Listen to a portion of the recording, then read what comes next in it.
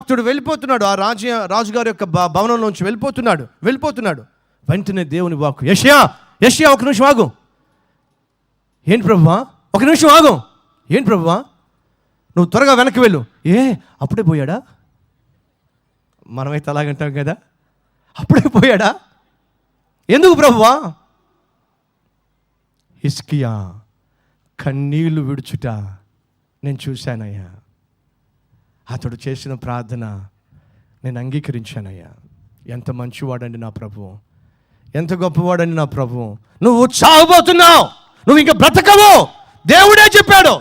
దేవుడే ఒక వ్యక్తికి నువ్వు చస్తావని చెప్పినప్పుడు ఇంకా ఆ వ్యక్తిని బ్రతికించగలవాడు ఎవరు చెప్పండి? ఆ వ్యక్తిని కనికరించగలవాడు ఎవరో చెప్పండి?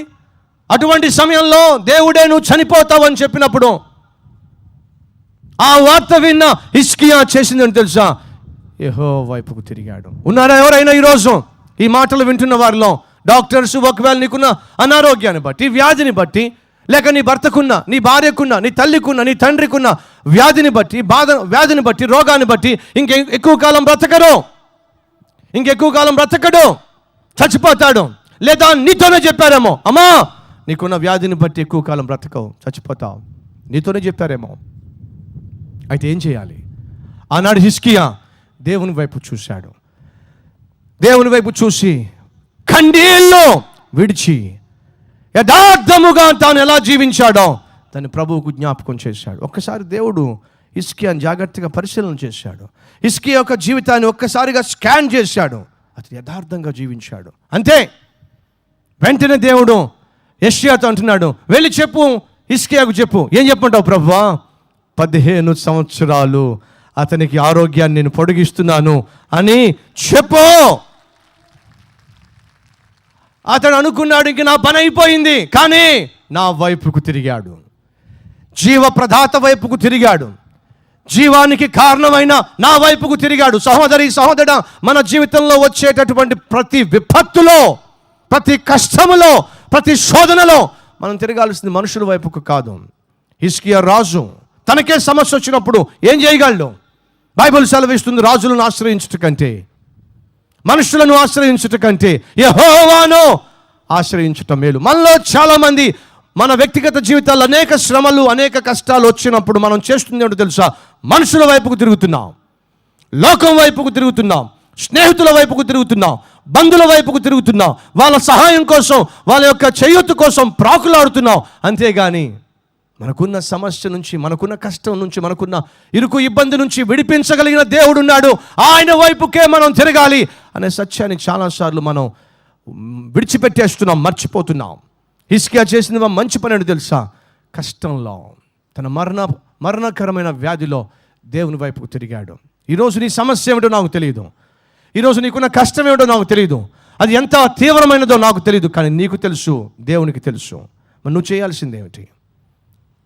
యెహోవా వైపుకు తిరిగి నువ్వు ప్రార్థన చేస్తే, నెంబర్ 1, నువ్వు పాపిష్టి పనులు చేసి, నిత్యమైన కార్యాలు చేసి, అడ్డకోలుగా జీవించి ప్రభువా నన్ను కనికరించు అంటే కుదురుతుందంటారా?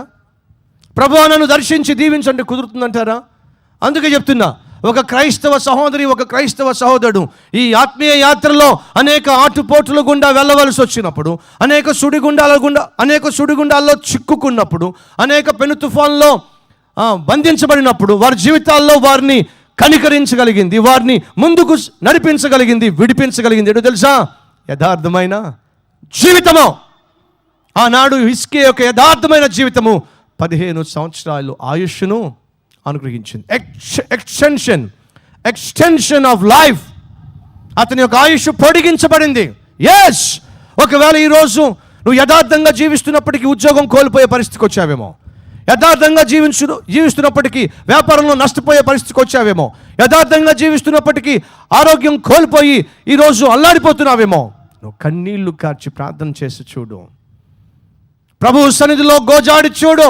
బైబిల్లో మీరు జాగ్రత్తగా పరిశీలన చేస్తే ఆది కాండం మొదలుకొని ప్రకటన వరకు జాగ్రత్తగా పరిశీలన చేసి చూడండి. ఎవ్వరు కన్నీరు కార్చినా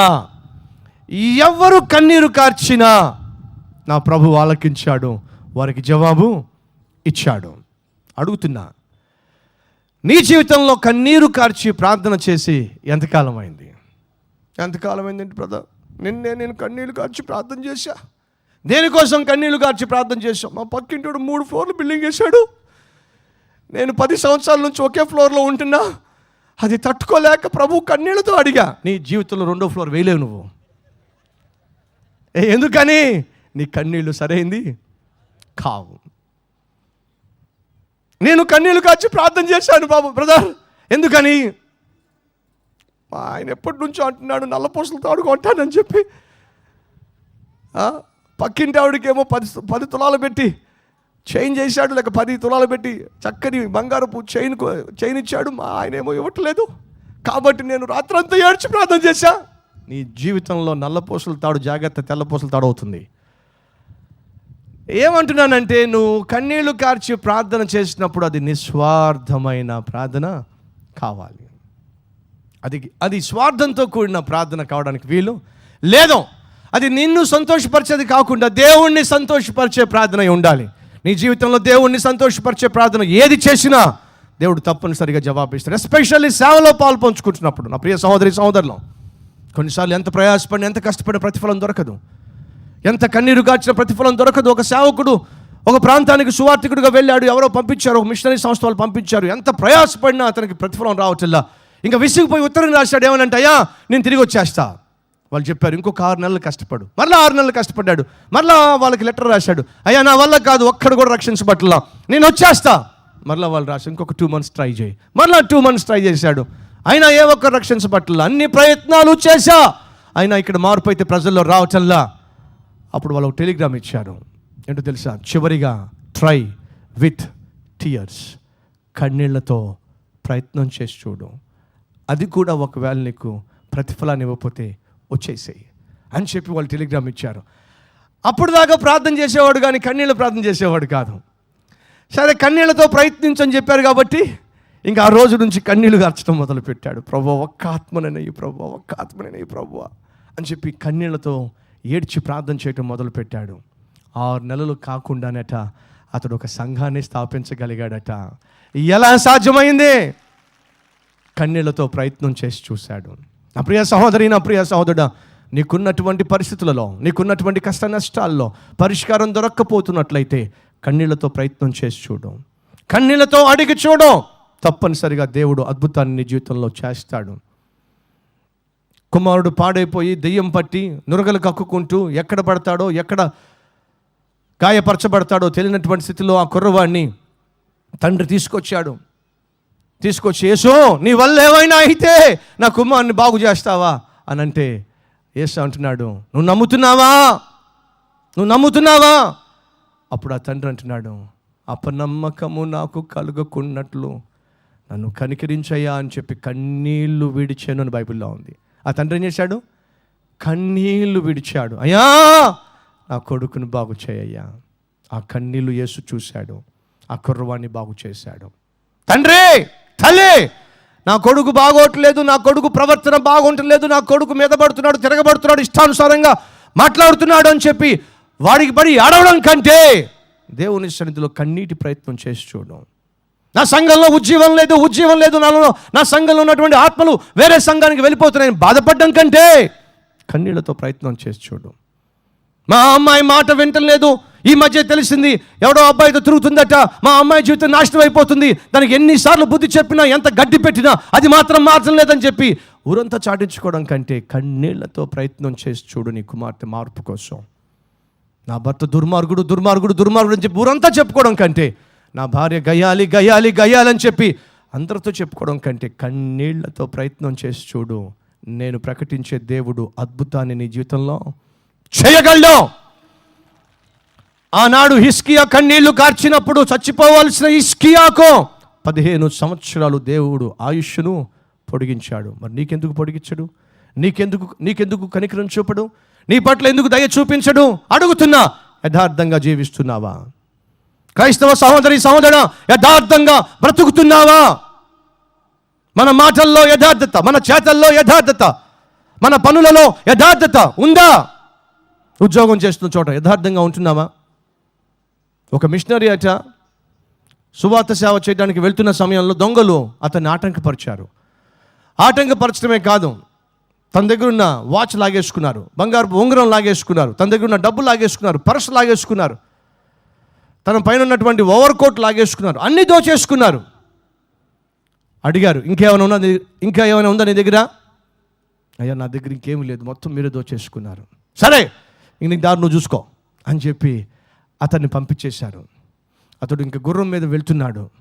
ఒక చోట ఆగాడు. ఆగిన సమయంలో తన చెయ్యి ఇలా అన్నప్పుడు తన పాకెట్లో కొన్ని ఆ రోజుల్లో ఉన్నటువంటి వెండి నాణ్యాలు, ఆ రోజుల్లో ఇస్తారు కదా, గిఫ్ట్లుగా ఇచ్చేవారు ఆ రోజుల్లో, కొన్ని వెండి నాణ్యాలు తన పాకెట్లో కనిపించినాయి. అయ్యో వెండి నాణ్యాలు నా పాకెట్లో ఉండిపోయినాయే అని చెప్పి గుర్రం ఎక్కి వెనక్కి తిరిగి ఆ గుర్రం మీద స్వారీ చేసుకుంటూ వెనక్కి ప్రయాణం చేశాడు. ఆ దొంగలేమో దోచుకుందని పంచుకుంటూ ఉన్నారు. గబగబా అక్కడికి వచ్చి వాళ్ళ దగ్గర ఆగాడు. వాళ్ళు చూసి, ఎందుకు వచ్చాడు మర్చి మళ్ళీ? అయ్యా నన్ను క్షమించండి. ఎందుకు? నీ దగ్గర ఇంకేమైనా ఉన్నాయా అని చెప్పంటే నేను ఏమీ లేవని చెప్పాను. ఆ తర్వాత చూసుకుంటే నా జేబులో 2-3 వెండి నాణ్యాలు కనిపించినాయి, అవి మీకు ఇచ్చేద్దామని వచ్చాను అని చెప్పి దిగి వాళ్ళ దగ్గరికి వచ్చి ఇస్తున్నాడట. వెంటనే మూల కూర్చున్నవాడు అంటున్నాడట, ఇటువంటి గొప్ప వ్యక్తి దగ్గర దొంగతనం చేయటం మనకి ఎప్పటికీ క్షేమం కాదు, ఆ వాచ్ ఇచ్చేసేయని చెప్పన్నాడట. నెమ్మదిగా వాచ్ తీసుకుని వాడు తీసుకొచ్చి చేతిలో పెట్టాడట. ఇంకొకడు వచ్చాడట, ఈ ఉంగరం కూడా ఇచ్చేసేయి, ఆ ఉంగరం ఇచ్చేసాడట, ఆ కోట్ ఇచ్చేసాడట. వెంటనే అతను అడిగారట, అయ్యా దోచుకోబడ్డావు, అయినా యథార్థతను మాత్రం విడిచిపెట్టలా, ఇంత యథార్థత నీకు ఎక్కడి నుంచి వచ్చింది? నేను సేవించే దేవుని దగ్గర నుంచి వచ్చింది. ఆ దొంగలు అడిగారట, ఎవరు నాయన ఆ మహా గొప్ప దేవుడు? కూర్చోబెట్టి సువార్త చెప్పి వాళ్ళందరినీ ప్రభు దగ్గరికి నడిపించాడట. ఒక వ్యక్తి యథార్థత అనేక మంది జీవితాలను ప్రభావితం చేసింది. కానీ మనకుందంటారా యథార్థత? అడుగుతున్నా, మన జీవితంలో ఉందంటారా యథార్థత? పెళ్ళి ఫిక్స్ అయిపోయింది, అమ్మాయి నచ్చింది, నెక్స్ట్ మంత్ పెళ్ళి, ఈ లోపల మరొక సంబంధం మీకు వచ్చింది.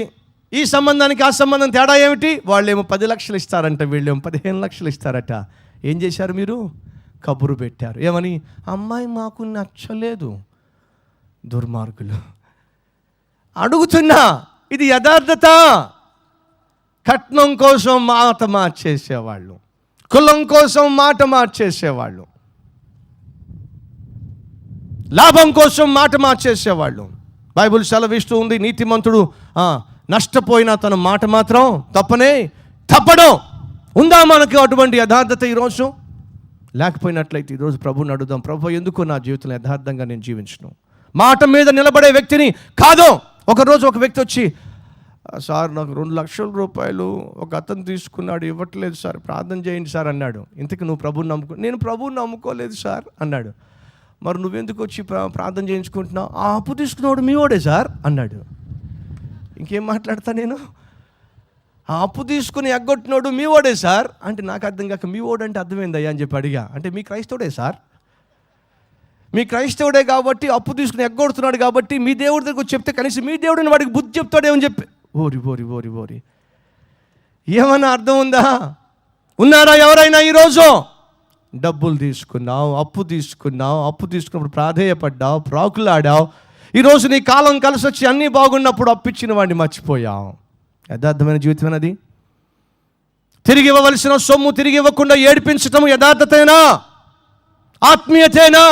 ఒకవేళ ఈరోజు నువ్వు ఎవరి దగ్గరైనా అప్పు తీసుకొని తిరిగి ఇవ్వకుండా ఏడిపిస్తున్నట్లయితే ప్రభువు పేరు చెప్తున్నా, అది ఆత్మీయత కాదు, యథార్థమైన జీవితము కాదు. పైపెచ్చు మన దేవుడు సెలవిచ్చాడు ఏమిటంటే, మిమ్మల్ని నేను అప్పిచ్చేవాళ్ళుగా చేస్తాను కానీ అడుక్కునేవాళ్ళగా చెయ్యను అని ప్రభువు చెప్పాడే. అటువంటి దేవుణ్ణి సేవించే మనం ఎందుకండి అప్పులు చేయాల్సింది? ఒకరోజు నేను స్కూటర్ మీద వెళ్తున్నప్పుడు ఒక అతను చేయబెట్టి ఆపి సార్ లిఫ్ట్ ఇస్తారని అడిగాడు. సరే లిఫ్ట్ ఇద్దామని చెప్పి అతను కూర్చోబెట్టుకున్నా, బైక్ మీద స్కూటర్ మీద కూర్చోబెట్టుకున్నా. స్కూటర్ మీద కూర్చున్నాడు కదా అని చెప్పి సువార్త చెప్పాలని ప్రయత్నం చేసి, అయ్యా యేసుక్రీస్తుని నమ్ముతున్నావు అని అడిగా. నా దేవుడు నాకు ఉన్నాడు, మీ దేవుడు మీకున్నాడు అని చెప్పి అన్నాడు. కాదయ్యా ప్రభువుని నమ్ముకో, ఆయన పరలోకాన్ని తీసుకెళ్ళి. లేదు సార్, అందరు దేవుళ్ళు సమానమే సార్ అని చెప్పి అన్నాడు. అది కరెక్టేనయ్యా, అది నమ్మకం, అందరు నమ్మకమే కానీ యేసుక్రీస్తు పాపుల కోసం ప్రాణం పెట్టాడయ్యా, ప్రాణంగా ప్రేమించే దేవుడయ్యా. అది మీ నమ్మకం మీదండి, మా నమ్మకం మాదండి, మా దేవుడు మీ దేవుడి మీద ఏమి తేడా లేదండి అనేసాడు. ఏదో చెప్పాలని ప్రయత్నం చేస్తున్నా, ఈ లోపల ఆపండి సార్, మా ప్లేస్ వచ్చేసిందని చెప్పి అన్నాడు. దిగిపోయాడు, వెళ్ళిపోతున్నాడు. అరే ప్రభు గురించి ఏం చెప్పలేకపోయానే. యేసుక్రీస్తు ప్రాణానికి తెగించి ప్రాణాలు దారపోసి పాపిష్టి మనిషి కోసం ప్రాణం పెట్టాడే. అంతగా ప్రేమించే దేవుడు ఈ లోకంలో ఎవరూ లేరే. ఈ లోకంలో మనిషి మరణించిన తర్వాత నరకానికి పోవాల్సిందే. నరకానికి పోకుండా చేయడానికే కదా యేసుక్రీస్తు ఈ లోకానికి వచ్చాడు. సత్యాన్ని చెప్పలేకపోయాని అతనేమన్నాడు, సింపుల్గా పెద్ద డిఫరెన్స్ ఏమీ లేదండి, మీ దేవుడికి మా దేవుడికి పెద్ద డిఫరెన్స్ ఏం లేదండి అనేసాడు. వెళ్ళిపోతున్నాడు. నా మనసు అంత బాధగా ఉండి వెంటనే ఇట్రా అని చెప్పన్నా. ఏంటి మళ్ళీ ఏంటి సార్ అన్నాడు. ఇట్రా ఒకసారి అని చెప్పన్నా. ఏమిటి అని అడిగాడు. నా దేవునికి నీ దేవునికి పెద్ద డిఫరెన్స్ లేదని చెప్పావు కదా. ఏమీ లేదు సార్. నిజంగా లేదా? ఏమీ లేదు సార్. చెప్పావు. ఉందయ్యా అని చెప్పారు. ఏముంది సార్? నేను రావడం నువ్వు చూసావా? చూశాను సార్, మీ స్కూటర్ మీద రావడం చూసా. లిఫ్ట్ కావాలని అడిగావా? అడిగాను సార్. నేను నీకు ఇచ్చానా? ఇచ్చాను సార్. అంతకన్నా గొప్ప డిఫరెన్స్ ఏం కావాలి అంటే ఏంటి సార్ అన్నాడు. నా దేవుడు నీకు ఇచ్చేవాడిగా చేశాడు, నీ దేవుడేమో అడుక్కునేవాడిగా చేశాడు, ఇంకంతకన్నా ఏం కావాలి చెప్పు. చప్పట్లు కొడుతున్నాం కానీ దయచేసి వినండి. భలే చప్పట్లు కొడుతున్నాం కానీ నీ దేవుడు నిన్ను అడుక్కునేవాడిగా చేశాడయ్యా, నా దేవుడు నన్ను ఇచ్చేవాడిగా చేశాడయ్యా. అంతేనంటారా? అంతేనంటారా? మన దేవుడు ఇచ్చేవాడిగా చేసేవాడు అని బైబిల్ సెలవిస్తుంది. అడుక్కునేవాడిగా చేసేవాడు మాత్రం కానీ కాదు. అడుక్కునేవాడిగా ఈరోజు కూడా నువ్వు జీవిస్తున్నట్లయితే నీ దేవుడిని నువ్వు హీనపరుస్తున్నావు, కించపరుస్తున్నావు, ఆయన తగ్గిస్తున్నావు. కాబట్టి ఈరోజు చేయాల్సిందేంటి తెలుసా? దేవుని చిత్తానుసారంగా నువ్వు జీవించినట్లయితే ఆయన నిన్ను అప్పిచ్చేవాడిగా చేస్తాడే కానీ అడుక్కునేవాడిగా చెయ్యడు. మాట తప్పేవాడిగా చెయ్యడు. అస్తమాను సెల్ ఫోన్ ఆఫ్ చేసి పెట్టుకునేవాడిగా చెయ్యడు. అడుగుతున్నా, యథార్థంగా జీవిస్తున్నావా? ఆ యథార్థమైన జీవితమే నీ జీవితంలో కష్టం వచ్చినప్పుడు, శ్రమ వచ్చినప్పుడు, వినకూడని వార్త వినవలసి వచ్చినప్పుడు నీకు ధైర్యాన్ని ఇచ్చేది, నీకు పరిష్కారాన్ని చూపించేది. దావీదు అంటున్నాడు, యెహోవా యథార్థమైన జీవితాన్ని జీవిస్తున్నానయ్యా, యథార్థముగా నేను ప్రవర్తిస్తున్నానయ్యా. ధైర్యంగా చెప్పగలమా? బైబిల్ సెలవిస్తుంది, యథార్థవంతులను బలపరచుటకు యెహోవా కనుదృష్టి లోకమంతా సంచరిస్తుందంట. ఎవరైనా ఉండారా యథార్థంగా జీవించేవాళ్ళు? వాళ్ళని నేను బలపరచాలి, వాళ్ళని నేను హెచ్చించాలి, వారిని నేను ఘనపరచాలి, వారిని నేను ఉద్ధరించాలి. దేవుని యొక్క కనుదృష్టి అట లోకమంతా సంచరిస్తూ ఉందంట. ఎప్పుడైనా నిన్ను చూసినప్పుడు దేవుని దృష్టి ఆగిందా అడుగుతున్నా. ఏ రోజైనా దేవుడు యథార్థవంతుల కొరకు వెతుకుతున్నప్పుడు ఆయన కనుదృష్టి నీ మీద పడిందా? ఒకరోజు నా రెంటింటి పైన ఒంటరిగా ప్రార్థన చేస్తూ అడుగుతున్నా, ప్రభువా 400 మంది యథార్థమైన సేవకుల్ని ప్రభువా, ఎందుకంటే నాకున్న ఆశ ఏమిటంటే సువార్త అందని చోట్లకు సువార్థికులను పంపించి ప్రభు యొక్క ప్రేమను పంచిపెట్టాలని చెప్పి ఆశపడుతూ ప్రభువా 400 మంది యథార్థవంతుల్ని ప్రభువా తెగ ప్రార్థన చేస్తున్నా. అప్పుడు దేవుడు అన్నాడు, ఊరుకో అన్నాడు. ఏంటి ప్రభువా 400 మంది యథార్థవంతులు కావాలి ఇమ్మని చెప్పండి, ఊరుకోమంటావేమిటి? అప్పుడు దేవుడు చెప్పింది ఏంటి తెలుసా? నాకే దొరకట్లా, నీకేడిస్తా ఏమిటి? యథార్థవంతులైన సేవకులు నాకే దొరకట్లా, ఇంకా నీకెక్కడ తెచ్చి పెడతాం? అందులో 400 మంది అట. అడుగుతున్నా, ఈరోజు ఈ మాటలు వింటున్నావు నా ప్రియ సహోదరుడా సహోదరి, యథార్థంగా నువ్వు మాట్లాడుతున్నావా? యథార్థంగా ప్రవర్తిస్తున్నావా? అదే నీ జీవితాన్ని కాపాడుతుంది. రెండవదిగా దావీదు అంటున్నాడు, యెహోవా నన్ను పరిశోధించు, నన్ను పరీక్షించు. దయచేసి అక్కడ త్వరగా కూర్చోండి, ఇద్దరు ముగ్గురు లేస్తున్నారు. వాక్యం జరుగుతున్న సమయంలో లేవటం అంత మంచిది కాదు. ఒకవేళ మీ పాపో బాబో తొందర చేస్తే తీసుకెళ్ళండి, లేకపోతే వాడు పని కాస్త ఒళ్ళో చేసేస్తాడు. ఒకవేళ తప్పని పరిస్థితిలో మీ పిల్లలు తొందర చేస్తే లేవచ్చు, కానీ లేని సమయంలో దయచేసి చక్కగా కూర్చుని వాక్యం వినండి. దావీదు అంటున్నాడు, యెహోవా నన్ను పరిశోధించుము.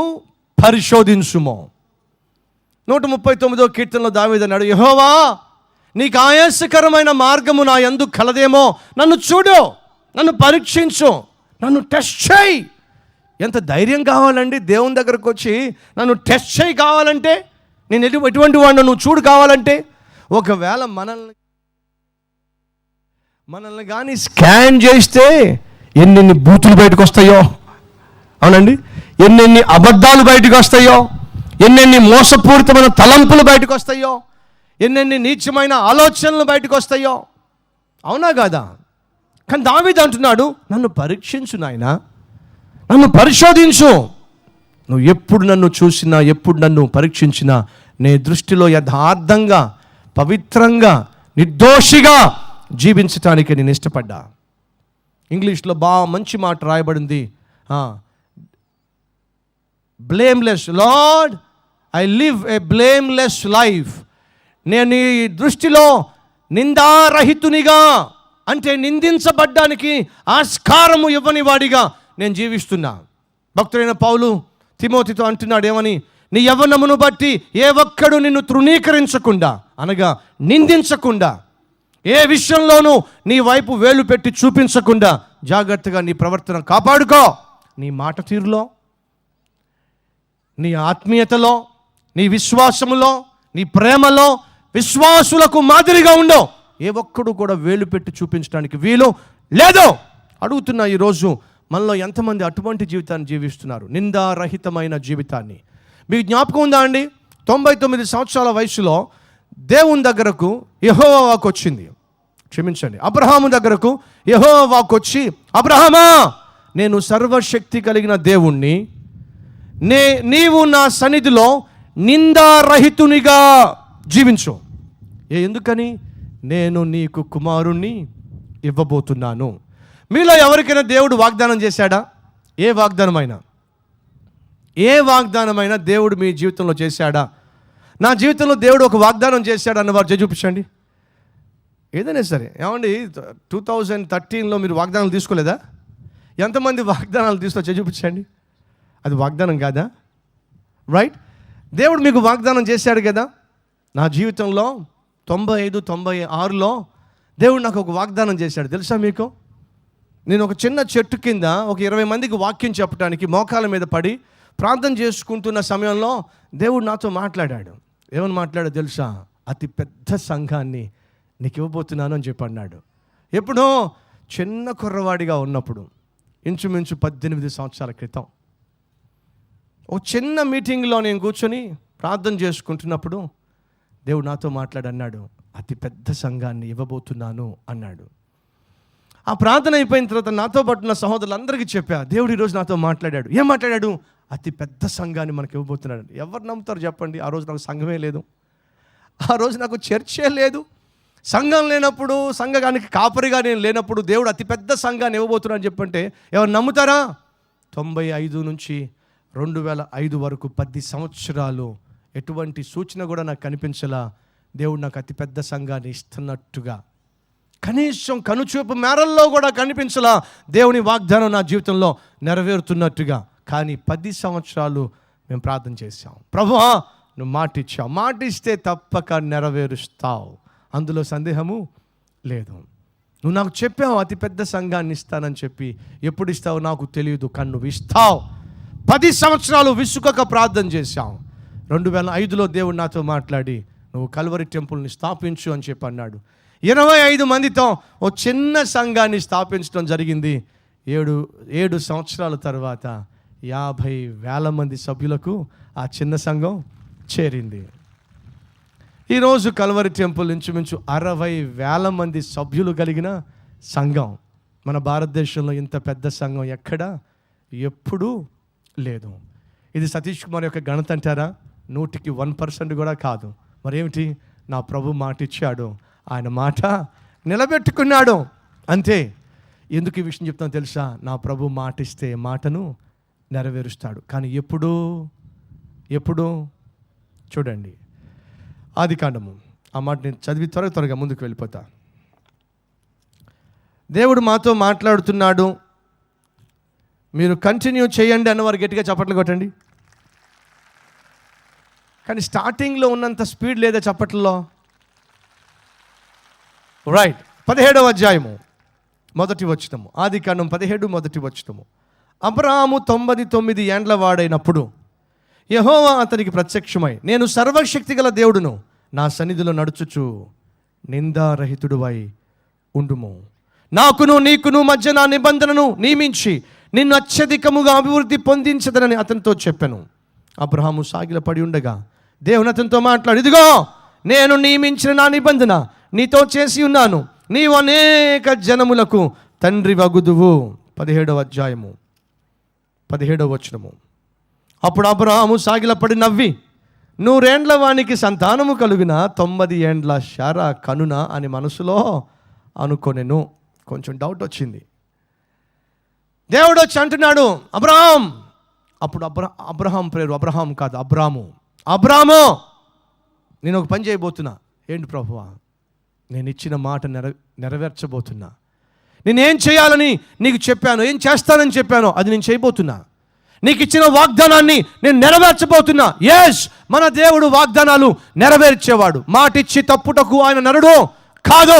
ప్రియ తోటి సేవకులు, ఆత్మీయ సహోదరి సహోదరులు, మీకు దేవుడు ఏదైనా మాట ఇస్తే ఆ మాట నెరవేరుస్తాడు. నెరవేర్చే దేవుడు.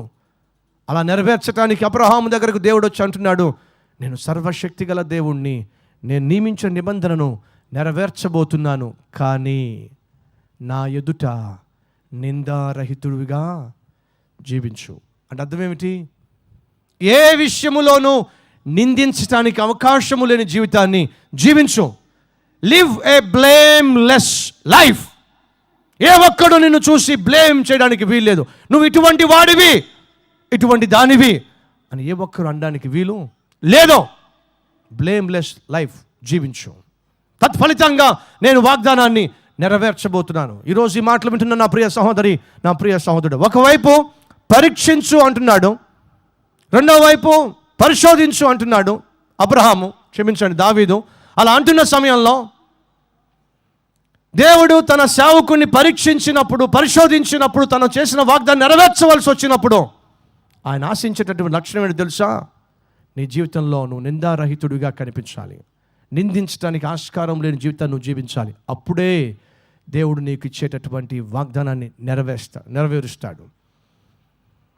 అబ్రహాముకు దేవుడు కుమారుని ఇస్తానని చెప్పాడు. 100 సంవత్సరాల వయసులో కుమారుని కండం సాధ్యమా ప్రభువా? తనకే డౌట్ వచ్చింది. 90 సంవత్సరాల శారా కంటుందా ప్రభువా అని ఒక విధంగా నవ్వొచ్చింది. కానీ దేవుడిచ్చిన మాటను దేవుడు నెరవేర్చాడు. ఎందుకో తెలుసా? అబ్రహాము శారా నిందారహితులుగా జీవించారు. నిందించడానికి, ప్రశ్నించడానికి అవకాశం లేనటువంటి జీవితాన్ని వారు ఆ సమయంలో జీవించారు. ఈరోజు ఈ మాటలు వింటున్న సహోదరి సహోదరుడు, దేవుడు వాగ్దానం ఇచ్చాడా ఓ మంచి ఉద్యోగం ఇస్తానని? దేవునికి వాగ్దానం ఇచ్చాడా ఉన్నతమైన స్థానానికి తీసుకుని వెళ్తానని? దేవుడు వాగ్దానం ఇచ్చాడా నీ కుమార్తె వివాహ విషయంలో చక్కని సంబంధం తీసుకొస్తానని, ప్రమోషన్ ఇస్తానని, వ్యాపారంలో లాభాన్ని ఇస్తానని, నీకున్న కన్నిటిని తుడిచివేస్తానని దేవుడు నీకు వాగ్దానం చేశాడా? నీ కుటుంబాన్ని కడతానని, నీ భర్తను మారుస్తానని దేవుడు వాగ్దానం చేశాడా? వాగ్దానం చేసిన దేవుడు తప్పనిసరిగా వాగ్దానం నెరవేరుస్తాడు. ఎప్పుడో నువ్వు నిందారహితునిగా జీవించినప్పుడు, నిందించబడ్డానికి ఏ కారణము, ఏ అవకాశమును ఇవ్వకుండా ఉన్నప్పుడు, నిన్ను దేవుడు పరీక్షించినప్పుడు, పరిశోధించినప్పుడు, నువ్వు చక్కగా కనిపించినప్పుడు. ఒక కంపెనీ వాళ్ళకట మంచి సేల్స్ మ్యాన్ కావాలట. మాకు మంచి సేల్స్ మ్యాన్ కావాలని చెప్పి పేపర్లో యాడ్ ఇచ్చారట. అలా యాడ్ ఇచ్చినప్పుడట ఒక కుర్రవాడు తన బయోడేటా పంపించి దాంతోపాటు ఒక నోట్ పెట్టాడట. ఏమిటా పర్సనల్ లెటర్ అంటే, అయ్యా మీకు సేల్స్ మ్యాన్ కావాలి కదా, నేను పలానా ఫర్నిచర్ షాప్లో పనిచేస్తా, మీరు ఎప్పుడైనా వచ్చి నన్ను చూసుకోవచ్చు, ఏ క్షణమైనా వచ్చి నన్ను చూసుకోవచ్చు. నా జుట్టు నెరిసిపోయి కుర్రోడ్నే కానీ వెంట్రుకలు మాత్రం తెల్లగా ఉంటాయి. మీరెవరో నాకు తెలియకపోవచ్చు, కానీ నేను ఎవరో మీకు తెలిసిపోతుంది. కాబట్టి మీరు ఏ నిమిషంలోనో వచ్చిన మా ఫర్నిచర్ షాప్లో చూసుకోండి.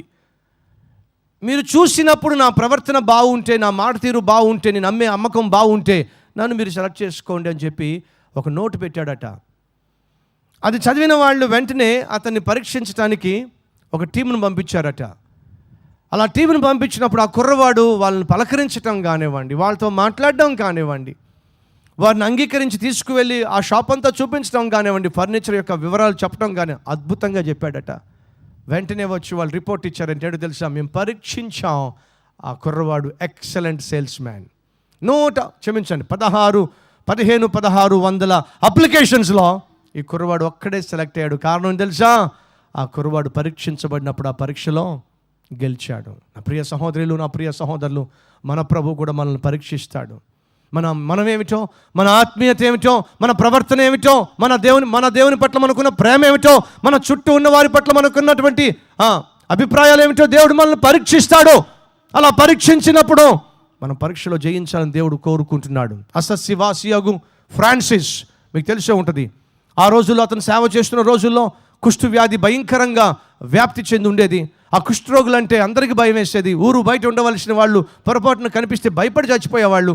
అటువంటి సమయంలో ఫ్రాన్సిస్ ఒకరోజు కుష్ఠరోగులు అంటే